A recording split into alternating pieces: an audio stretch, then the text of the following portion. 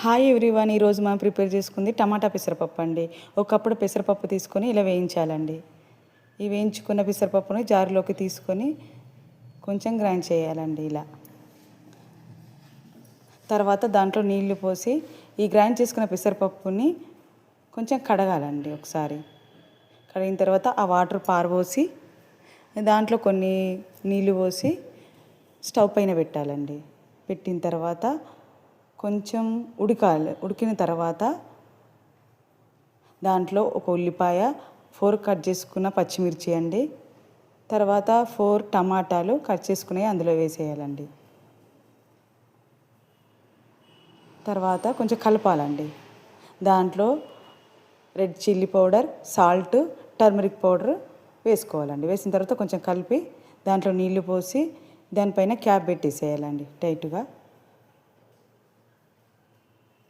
తర్వాత దానిపైన విజిల్ పెట్టి 6 విజిల్స్ వచ్చేసరికి ఉంచాలండి. ఉంచిన తర్వాత కొంచెం చింతపండు నానబెట్టుకోవాలండి. ఈ విజిల్ పైన తీసేసి ఇలా పప్పు ఉడికిపోతుందండి. ఉడికిన తర్వాత ఇది చింతపండు కొంచెం పిసికిన తర్వాత ఆ వాటరు దాంట్లో పోయాలండి.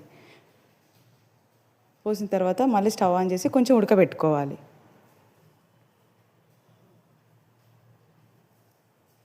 ఇలా ఉడికిన తర్వాత మళ్ళీ తగినంత మనకు సాల్ట్ వేసుకోవాలండి, రుచిని బట్టి.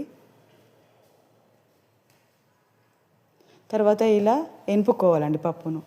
మళ్ళీ దానిపైన స్టవ్ ఆన్ చేసి గిన్నె పెట్టి దాంట్లో ఆయిల్ పోసి ఆవాలు, జీలకర్ర కొంచెం చిటపట అన్న తర్వాత కరివేపాకు, ఎండుమిర్చి వేసుకొని ఇలా కొంచెం వేయించాలండి.